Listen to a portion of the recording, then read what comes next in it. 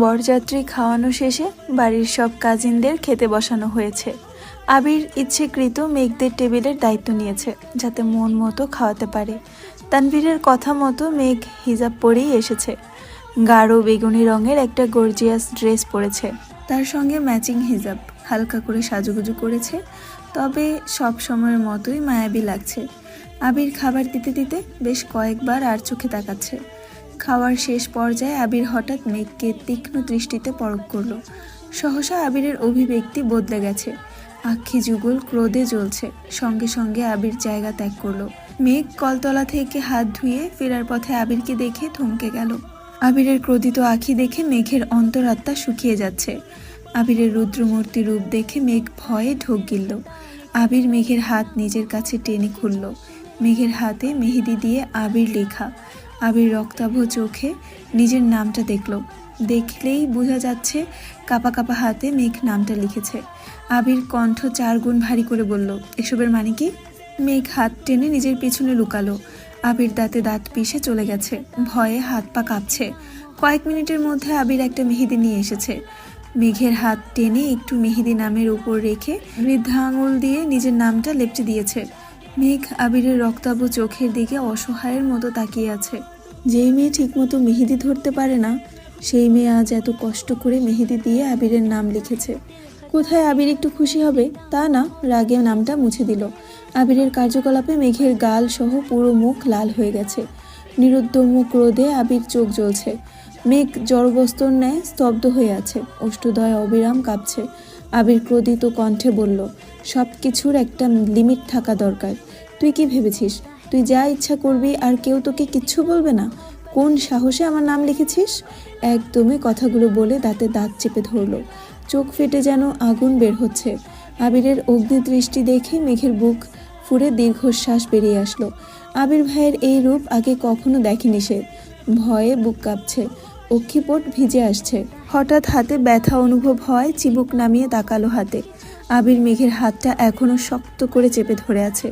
অতীব ব্যথা অনুভব হওয়া সত্ত্বেও মুখ ফুটে কিছু বলতে পারছে না। আবিরের অভিমুখে চেয়ে আছে। চোখ টলমল করছে, সাথে হৃদয় জমেছে এক আকাশ সমপরিমাণ অভিমান। পৃথিবীর বুকে সবচেয়ে নিষ্ঠুরতম মানুষটার চোখে বিবশ হয়ে চেয়ে আছে। হঠাৎ পল্লব ঝাপটাতে অষ্টাদশীর গাল বেয়ে নোনা জল গড়িয়ে পড়ল। আবির কপাল গুটিয়ে প্রখর নেত্রে খেয়াল করল। প্রণয়ের নারীর চোখে পানি দেখে আবিরের মেজাজ দ্বিগুণ পরিমাণের খারাপ হলো। রাগে কটমট করে বলল, চুপ, একদম কাঁদবি না। 1 ফোঁটা পানি মাটি স্পর্শ করতে দেরি হলেও আমার হাত তোর গাল স্পর্শ করতে দেরি হবে না। ভয়ে মেঘের সর্বাঙ্গ কম্পিত হলো। ডান হাতে তাড়াতাড়ি করে চোখ মোছার চেষ্টা করলো। গাল বেয়ে অনর্গল নোনা জল গড়িয়ে পড়ছে। চোখ মুছে কুলাতে পারছে না। ভেতর ফেটে কান্না আসছে তার। কোনোভাবেই সে ক্রন্দন আটকাতে পারছে না। বুকের ভেতর জমা অভিমানগুলো ক্রমশ বেড়েই চলেছে। আবির চোখ বন্ধ করে দীর্ঘশ্বাস ছেড়ে মনে মনে বলল, আমি জানি আমার গতিবিধি তোর হৃদয়ের আঘাত করছে, কিন্তু আমি নিরুপায়। বিশ্বাস কর, যে হাত দিয়ে আজ নামটা মুছেছি সেই হাত দিয়েই একদিন তোর হাতে আমার নাম লিখে দিব। শুধু মেহেদি দিয়ে নয়, কাগজে কলমে লিখিত থাকবে সাজ্জাদুল খান আবির, শুধুই মাহাদিবা খান মেঘের। সেই নাম হবে চিরস্থায়ী। পৃথিবীর কেউ কোনো দিন সেই নাম মুছতে পারবে না, ইনশাল্লাহ। অতিরিক্ত কান্নায় মেঘের নিঃশ্বাস ভারী হয়ে আসছে। শ্বাস ফেলতে পারছে না। ঘন ঘন শ্বাস নিচ্ছে আর চোখ মুছছে। মেঘের এই অবস্থা দেখে আবির ভ্রু কুঁচকে প্রশ্ন করলো, কি হলো? ধমকের শব্দে মেঘ হকচকিয়ে তাকালো। কান্নার ভেজা চোখের পাপড়ি, লাল বর্ণের কপলের আর লেপটে যাওয়া কাজল দেখে অষ্টাদশীকে জড়িয়ে ধরার প্রতিষেধ ইচ্ছে জাগছে আবিরের অন্তরে। হঠাৎ মেঘের চোখ পড়ে মালার দিকে। নতুন জামাইয়ের জন্য খাবার নিয়ে যাচ্ছিল। মালাকে দেখে মেঘের পুরনো ঘটনা মনে পড়েছে। ভেতরে জমা অভিমানরা অভিযোগ হয়ে বেরিয়ে আসতে চাইছে। মেঘ কান্না জড়িত কণ্ঠে বলল, প্রতিনিয়ত থাপ্পড়ের ভয় না দেখিয়ে আপনি বরং আমায় একবারে মেরে ফেলুন। দুনিয়ার সবাই ধোয়া তুলসী পাতা, একমাত্র আমি ব্যতীত। কারো দোষ আপনার চোখে পড়ে না, শুধু আমারটাই পড়ে। আবির তীক্ষ্ণ দৃষ্টিতে চেয়ে গম্ভীর কণ্ঠে শুধালো, কি বলতে চাচ্ছিস? অন্য কেউ তো হাতে নাম লিখেছে, কই তাকে তো কিচ্ছু বললেন না। মেঘ এইটুকু বলেই থেমে গেছে। আবির অবাক লোচনে মেঘকে দেখছে। পিছনে ফিরে মালাকে একবার দেখে নিল। পুনরায় মেঘের দিকে চেয়ে ঢোক গিলে ভারী কণ্ঠে বলল, সব মেয়ের উপর নজরদারি করার দায়িত্ব আমি নেইনি। আর যার তার উপর আবির অধিকারও খাটায় না। তোর উপর আমার যতটা অধিকার আছে তা আর কারো উপর নেই। মেঘ মালার দিকে তাকিয়ে থেকে রাগে ফুঁসতে ফুঁসতে বলল, যেই অধিকার বোধের সবটুকু জুড়েই শুধু রাগ আর অসন্তোষ, প্রয়োজন নেই সেই অধিকার দেখানোর। মেঘের মুখে বিষয় বাক্য শুনে আবির বিমোহিত নয়নে নিম্নিত মুখের পানে চেয়ে আছে। কয়েক সেকেন্ডের ব্যবধানে হঠাৎই মেঘের হাত ছেড়ে দিয়েছে। আবির হাত ছাড়তেই মেঘ হুঁশ ফিরে। মালার প্রতি তীব্র আক্রোশে কি না কি বলে ফেলেছে সে নিজেও জানে না। এদিকে আবির প্রবল চেষ্টায় নিজের রাগ নিয়ন্ত্রণ করতে চাচ্ছিল, কিন্তু মেঘের কথায় সেই রাগ দ্বিগুণ বেড়েছে। হাতে থাকা মেহেদিটা ছুঁড়ে ফেলে দিল। মেঘ আবিরকে দূর থেকে দেখেই তানভীর ভয়ে তটস্থ হয়ে যাচ্ছে। সঙ্গে সঙ্গে ওদের কাছে আসে। তানভীর কাছাকাছি এসেই নরম স্বরে মেঘকে ডাকলো, বনু। মেঘ সিক্ত চোখে তাকাতেই তানভীরের বুক কেঁপে উঠল। প্রগাঢ় চোখে তাকালো আবিরের অভিমুখে। তানভীরের দৃষ্টিতে ব্যাকুলতা, বোন কেন কাঁদছে তা জানার জন্য। ব্যাকুল হয়ে গেছে। আবির বাড়ি থেকে বলে আসছিল মেঘ কাঁদলে মালার খবর আছে। তবে কি কোনো অঘটন ঘটতে যাচ্ছে? হয়েই বা কি? তানভীরের উপস্থিতিতে মেঘ ভীষণ অস্বস্তিতে পড়ে গেছে। আবির ভাইয়ের নাম লিখেছে, এটা তানভীর জানতে পারলে কি হবে সেটা ভেবে ভয়ে চোখ নামিয়ে পাশ কাটিয়ে চলে যাচ্ছে। আবির আর চোখে চেয়ে মনে মনে বলল, প্রয়োজন নেই, বললেই তো আমি তোকে ছেড়ে দিতে পারবো না। তুই যদি আমার রাগের কারণেই না বুঝিস তবে আমার অর্ধাঙ্গিনী হবি কেমন করে? মেঘ একটু দূরে যেতেই তানভীর উদ্বিগ্ন কণ্ঠে শুধালো, বনু কাঁদছে কেন ভাইয়া? আবির কিছু বলতে পারছে না, কথা আটকে আসছে তার। বারবার ঢোক গিলে ভেতরেই কষ্ট লুকানোর চেষ্টা করছে।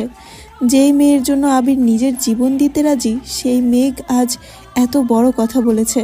আবিরের অস্বাভাবিক অবস্থা দেখে তানভীর আবিরের বাহুতে ধরে ডাকলো, ভাইয়া কি হয়েছে? আবির ঘাড় ঘুরিয়ে তানভীরের মুখের পানে চাইল। আবিরের চোখের প্রতিটা শিরা উপশিরা রক্তাভ হয়ে আছে। দৃষ্টিতে তীব্র আগুন নির্গত হচ্ছে। প্রখর তপ্ত স্বরে বলল, তোর বোন মেহেদি দিয়ে হাতে আমার নাম লিখেছে। কি সর্বনাশ! একটা বাড়ির জন্যও ভাবলো না বাসার কারো চোখে এই নাম পড়লে কি অবস্থা হতে পারত? ওকে কিভাবে বোঝাবো? এখন আমার পক্ষে ওর মাত্রা অতিরিক্ত পাগলামিকে সাপোর্ট করা সম্ভব না। আমার মনের অবস্থা বলতেও পারছি না, কারণ এই বয়সে ওকে পারিবারিক ঝামেলায় কোনোভাবেই জড়াতে চাই না আমি।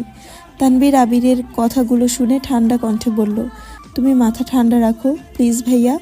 তোর বোনের জন্য কি পরিমাণ পীড়া আমি সহ্য করতেছি এর একাংশ যদি তোর বোন বুঝতো।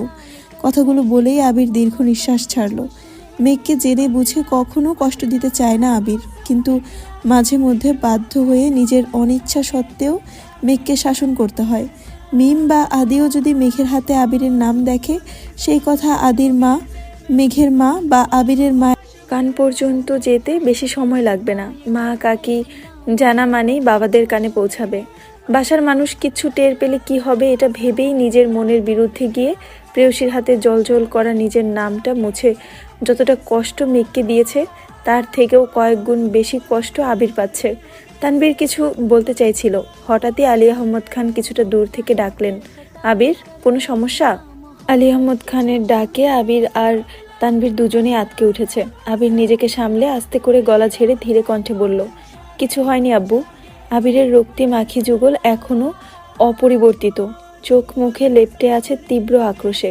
এ অবস্থায় আব্বুর মুখোমুখি হওয়া কোনোভাবেই সম্ভব না। এজন্য কয়েক কদম এগিয়ে চোখ মুছে পানি ছিটিয়ে স্বাভাবিক হওয়ার চেষ্টা করলো।